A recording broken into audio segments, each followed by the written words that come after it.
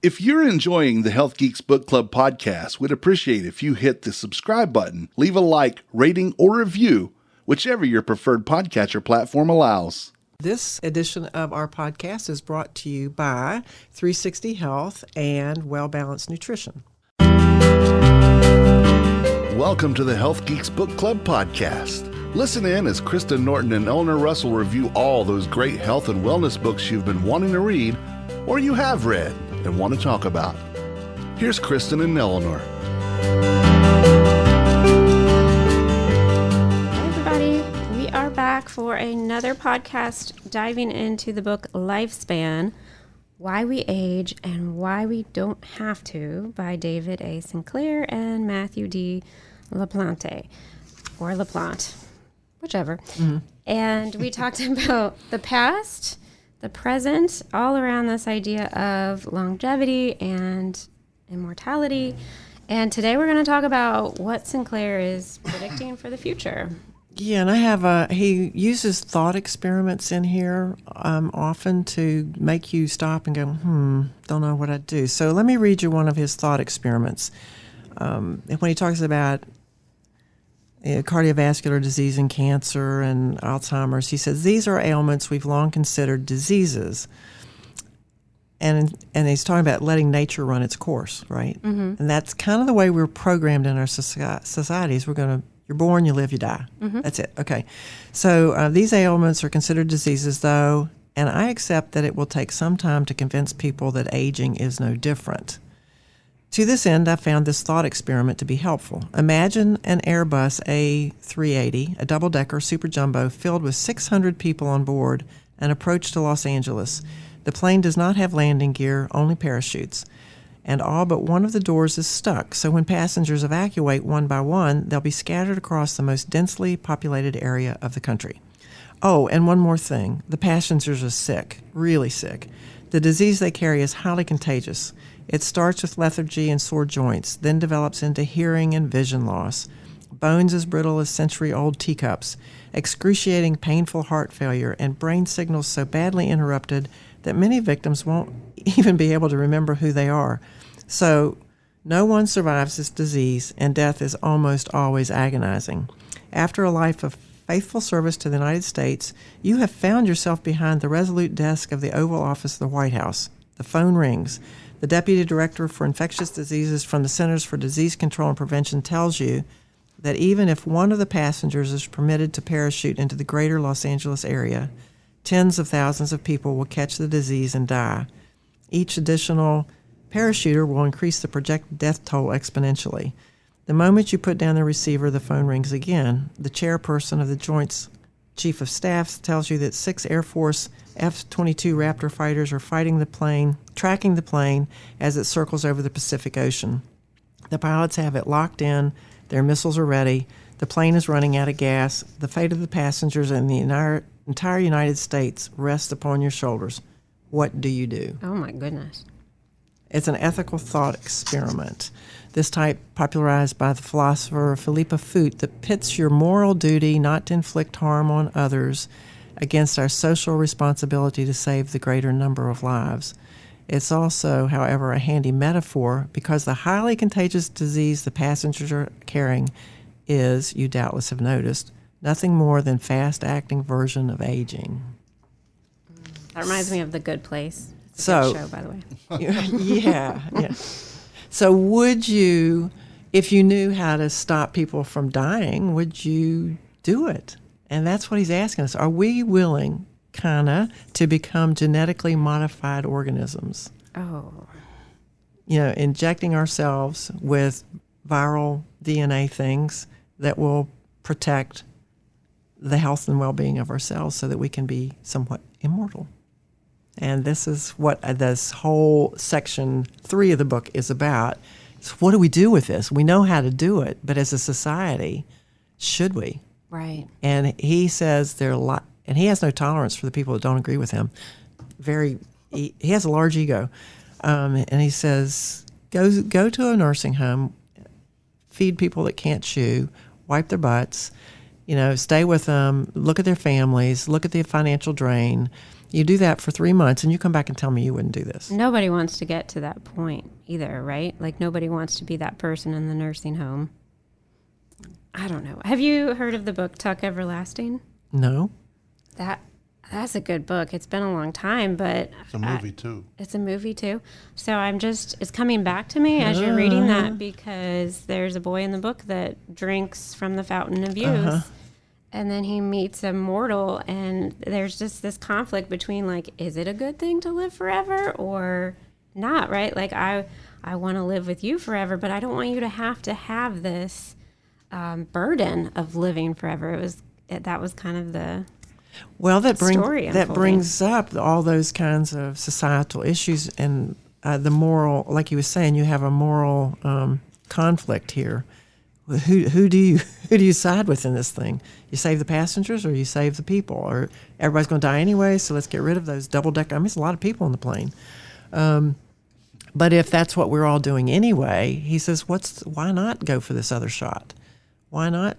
If we know what the outcome's going to be, we're all going to die. And it's probably going to, those of us that get to 50, he talks about the insurance companies in the history of this book, how they come up with those formulas, the tables that they use to figure out how much insurance premiums they're going to get from you so they make money. Mm-hmm. And you get some money if you happen to live long enough to enjoy it. It's a business. They're in business to make money, but they use those actuarial tables. That's what they're called. Mm-hmm. But if you get to 50, you have a 50% chance of dying. Well, anyway, they said if you get to 80, or 90, you have kind of a chance to get to 120. You have your odds of making it longer if you get over some of those hurdles are better. There was one section in here, though, where it said, at my age, I'll probably be dead in 6 years. That's right. Yeah. He said one of the ways you can test yourself is that sit.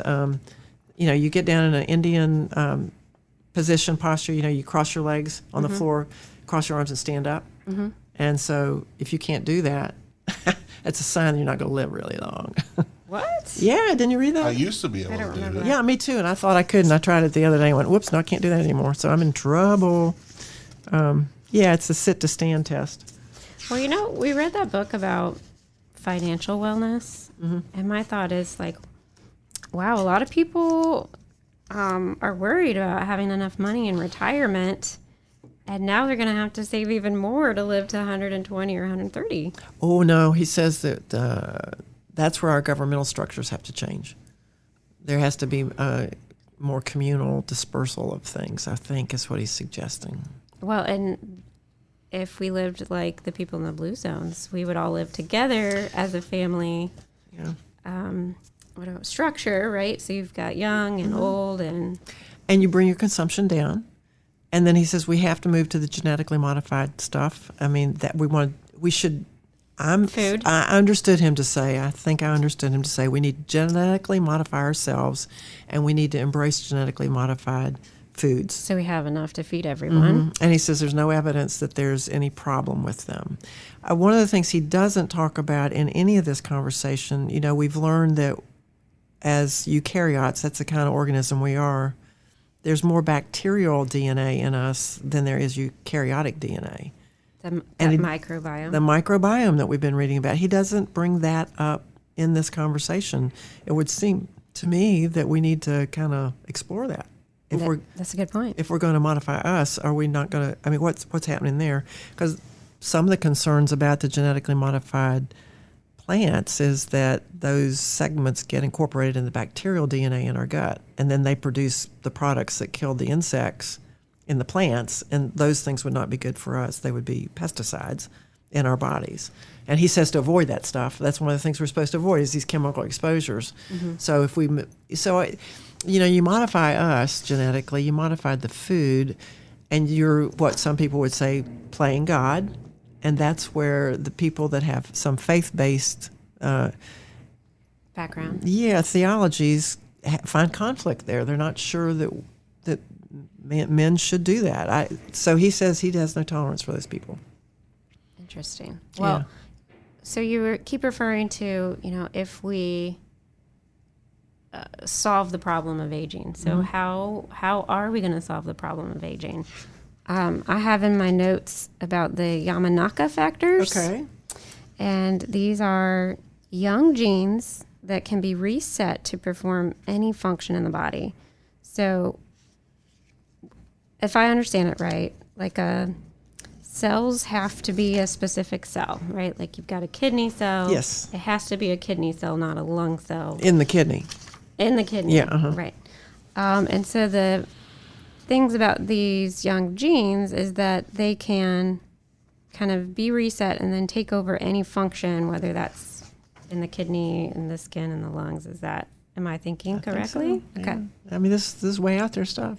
So researchers from Harvard say they've found promising results with kind of this reset button related to these Yamanaka factors. And so how would that work? Well, apparently it would be like an injection containing these Yamanaka factors, and we'd get it in our 30s, and that would lay dormant and just be there. And then in our 40s, we'd get another injection that would activate the Yamanaka factors to start reprogramming our cells. And then we could just keep repeating that as long as we wanted. That's great. Crazy. Yeah, but you're feeling good. You're And you're young. You're feeling young and lively again. Because everybody says, "Oh, I hit 40," and it's downhill from there in a bad way. Yeah, and that's a mental game right there. And he said it doesn't have to be that way. But what he believes, the reason he's so committed to encouraging us to consider this radical evolution, he says there can be no evolution without disruption. This will definitely disrupt a lot of things if we begin to do this. But we've already started it anyway, so that's why I say, an idea is out there. I mean, we can customize babies already, and people are doing it. People are doing that? Yeah. Maybe not publicly, but they're doing it. Oh, okay. Yeah, there's services that you can determine. Let's say there was a friend of mine who the mother was predispositioned to pass on this genetic disorder, but it was only if the child was a girl. So they looked into actually going to make sure that it was a boy. Wow. They did not go through with the surgery or the treatment, but that was a possibility. Huh, I was not aware of that. Do you know what the most common genetic disorder is? G6PD deficiency. I was going to say that. Weren't you? Yep. I did not know that. But if you could knock that out, like 30 million people have it, and it's not fun. What is that? Well, it's one of those tedium things where it's part of the... what is it again? G6PD, and it is glucose 6-phosphate dehydrogenase, and it protects the red blood cells from oxidative damage. Okay, so it can wreak havoc on your red blood cell, which carries your oxygen, which is not a good thing. So if we could go and change that for a lot of people, that would be really helpful. Anyway, what I was saying, he is dedicated to speaking and putting this out there because he believes in the future of a global good Samaritanism. He thinks when we feel better and are healthier, we will actually do good things for each other. We will not go to the dark side. That's a lovely thought.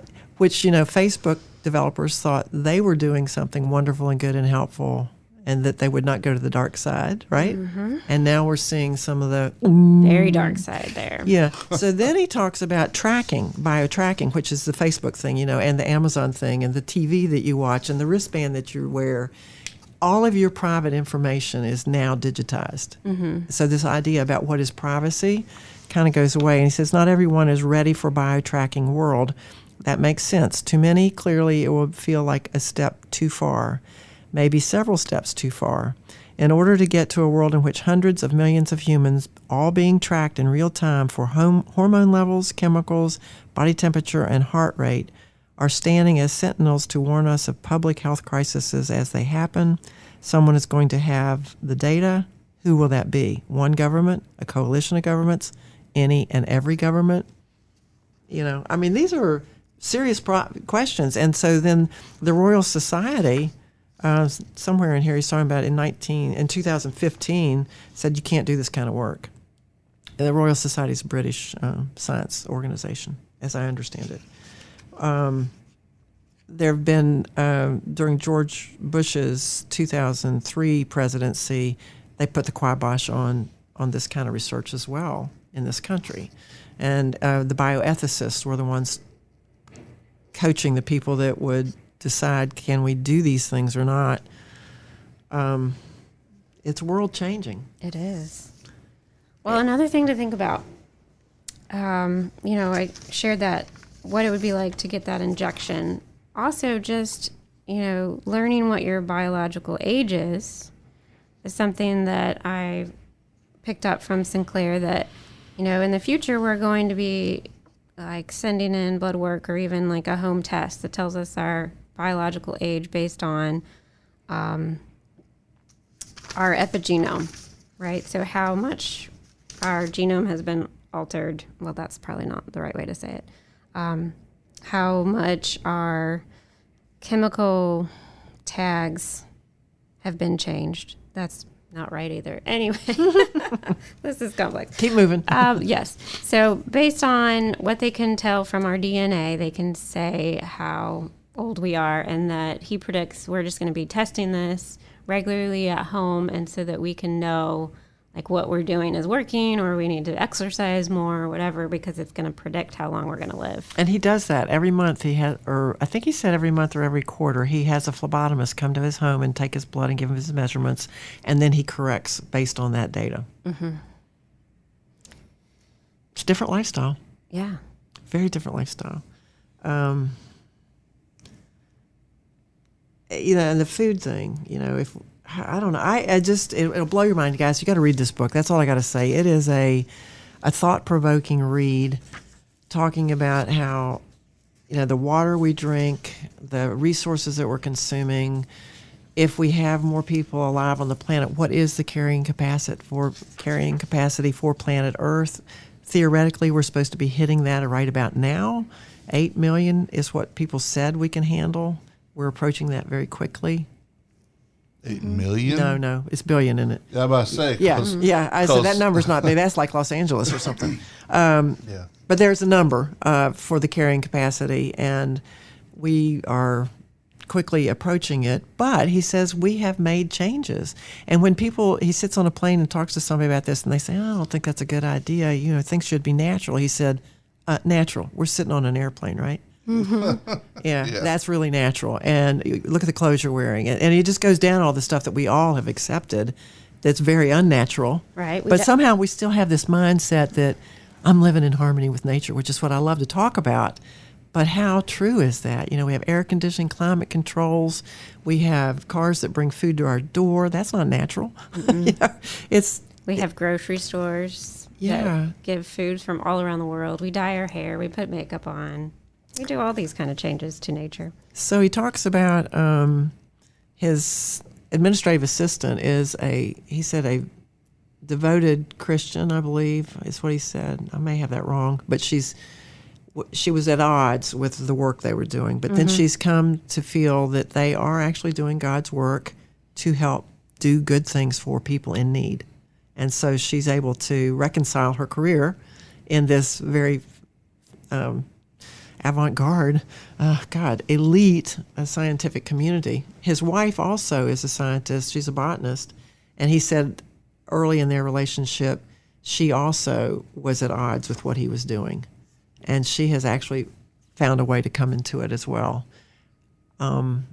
I said he does all these things for his health, and his father has taken up all these supplements and lifestyle things in his 80s and is doing very well. And I thought, well, what is his wife doing? Well, she finally has agreed to take the NMN. So she's taken one of these supplements. That's the one, though, that women go through a reproductive cycle. They're not able to reproduce, then they can carry babies, and then they have menopause, and they don't do that anymore, right? Mm-hmm. This NMN will reverse that and bring fertility back. So let's say you're an 80-year-old woman, and you can have a baby. I mean, that blows my mind, because I think these 60-year-olds that are doing it with the chemical enhancements are nuts. Why would you want to do that when you're 60? But, they do. So it's a choice. And can we live with people who think differently than we think? Can we live with people who make different choices? And I think this book doesn't say anything about COVID. There's no conversation. It was pre-COVID. Yeah.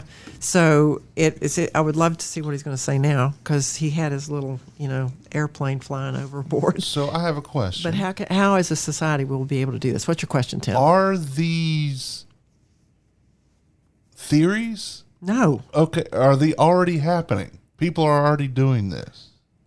He is. His dad is. Well, but 2 or 3 people doing it, that doesn't prove that anything's changed. These all the work that I could see them referencing was animal models. Don't you agree?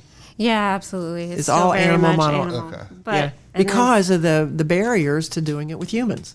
There are protections in place to prevent his work. Okay. Yeah. I didn't know if it was a practice that was already happening outside of people who basically are wishing it to happen that way. Or if it was tried and true, and that's what the whole thing's been confusing me. It's coming. Okay, yeah, it's just something to think about, that the future would look differently, and there's definitely a group of people who jump on board to this kind of thing no matter what. They don't wait for the science, and they're there trying these things out, but it's still new, up and coming. He talks about the 2003 Biotechnology Pursuit of Happiness. The President's Council on Bioethics said that they ominously warned against aging research because it goes against the human grain and violates the purportedly orderly cycle of birth, marriage, and death. Would people be more or less inclined to swear lifelong fidelity until death do us part if their life expectancy at the time of marriage were 80 or 100 more years rather than 50? Would you want to be with that person that long? Would that work? And he says, of course, I want to be with Sandra forever. Why would anybody even ask that question? If we could have another 50 years together, I'd jump on it. That's sweet. That's what we think about marriage, right? He says, if you and your family members end up as the last of humanity to live a life that ends all too early with decay and decrepitude, or our children never see the benefits of this research, you can thank those bioethicists. This is mind-blowing, huh? Yes. Yeah. Definitely. What made you aware of this book? This was because I've heard him speak, and the sirtuin genes and the resveratrol. I take resveratrol myself. I have not ventured out into some of his other recommendations, but I do believe in those other recommendations. Did he speak at a company event? Did he speak at one of your company events? I don't know if I can say that according to what he says about what he says. Oh, interesting. Okay. Yeah. All right. Well, do we have any final thoughts on the lifespan? Yes. I want you to read the last Winnie the Pooh quote, because it's one of my favorites ones, and I think that'll make everybody feel a little. Oh, and there's one other thing. Yep. Before you give that quote, he talks about going bushwalking. He's Australian, which I think is very interesting. And he talks about Australia being a prison colony, and that has influenced their feelings and their interactions in a way that we might not understand if we don't spend a little more time in Australia. But he did say he left a free country to come to a freer country, meaning the USA. And I kind of want to go explore that a little bit. But anyway, bushwalking versus hiking. He says when you go out for a hike, you're out there, exercising, looking at serenity, beauty, time together with loved ones. But when Australians go for a bushwalk, they are seeking all of those things, but with the intention of finding wisdom too. And I would say that this book is causing us to reflect on the wisdom of where do we go next as a human society, population. What do we do? And something is going to happen because ideas are there. So how do we do it? How do we do it as the global Samaritan that I would embrace? If we're going to do this, let's be good to each other. Absolutely. Yeah. I'm on board with that. Yeah. So what's Winnie the Pooh say? Winnie the Pooh says, "What day is it?" asked Pooh. "It's today," squeaked Piglet. "My favorite day," said Pooh. And this is my favorite day, when we get to come into the podcast studio with Tim Beeman and behind the controls and have these conversations that just blow my mind. I'm Eleanor at 360health4u.com. Want to continue the conversations about any of this? Reach out at 360health4u.com. And I'm Kristen Norton, one of 3 registered dietitians of Well Balanced Nutrition. We invite you to come visit us at wellbalancednutrition.com, read our blogs, join us for our free monthly workshops, and sign up for a free clarity call to see if nutrition and wellness coaching is right for you. Happy reading!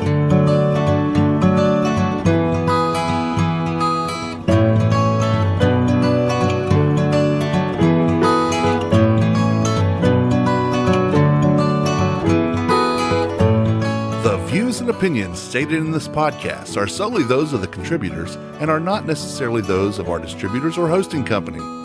This podcast is copyrighted, and no part can be reproduced without the express written consent of Kristen and Eleanor.